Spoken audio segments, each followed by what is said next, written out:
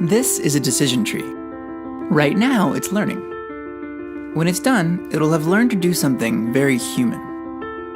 Something that everyone knows how to do, but no one can quite explain how they do it. Something that has fooled generations of brilliant scientists with its apparent simplicity, but practical complexity. Something that has only become possible in the last few decades thanks to creative solutions in the face of huge complexity. It's learning to see. Let's test it out. With the help of a camera and a computer, our decision tree sees exactly how many fingers we're holding up. Now, depending on who you are, the fact that a machine can perform this task may be completely mind-blowing, not all that out of the ordinary, or may not even be all that impressive. The good news here is whichever camp you're in good company. Our finger counting machine is a simple example that belongs to a deceptively complex class of problems. Problems that arise from thinking about how we think. How exactly is it that you, me, and other animals can so easily turn images into ideas? How with a single glance do we so accurately identify objects? Historically, questions like these have led very smart people to very wrong conclusions. The great rationalist philosopher and mathematician René Descartes believed that non-human animals could be completely reduced to automata, collections of pistons, cogs, and cams. Descartes gave humans a little more credit, but along with Gottfried Wilhelm Leibniz, co-father to calculus, believed that all rational thought could be systematized by assigning every concept to a number. Arguments could then be resolved by simple calculation. Ideas like this stuck around for a couple centuries, but were limited by the technology of the day. It turns out there's only so much you can do with cogs, pistons, and cams. When their modern-day equivalent, the transistor, showed up in the middle of the 20th century, we humans finally had the tools we needed to test these ideas. Thanks to some deep insights in the 1930s from the great computer scientist Alan Turing, we knew that any idea that could be formulated in mathematical logic could be carried out on a computer.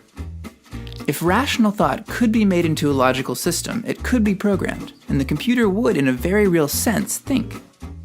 These breakthroughs, alongside rapid advances in computing technology, led to the creation of a brand new discipline in the 1950s, artificial intelligence. Wild optimism quickly ensued. And of course, as we all know, AI went on to be completely solved in the late 1970s. Siri, what's the difference between a W2 and a W4? Checking on that. The answer is 2. Well, maybe not exactly. Like Descartes and Leibniz before them, the AI researchers of the 1960s were seduced into believing that the AI problem was much simpler than it actually is. The first attempts at our problem, programming a computer to make sense of images, were no exception. When the brilliant AI researcher Marvin Minsky set out to solve our problem in 1966, he assigned it to an MIT freshman, Gerald Sussman. Minsky and Sussman began programming their mainframe computer to describe images they fed it from a video camera, and ambitiously set out to complete the task in a single summer. As Minsky and Sussman quickly learned, programming computers to see is hard. Like, really hard. To see why, let's look at our problem a little more closely. We'll start with a photo shoot. If we're going to program our computer to count fingers, we need some data to practice on. Using a leap motion infrared sensor and some Python code, we'll take some pictures of hands. We can have a look at our data using a tool our early AI counterparts could only have dreamed of, the Jupyter Notebook. We'll import our images and have a look at the first one. Cameras, like the one in our leap motion sensor, and our eyes to some extent capture light in discrete blocks called pixels. Our images are made up of 100 by 100 grids of pixels, where each pixel is completely described by an intensity value between 0 and 255.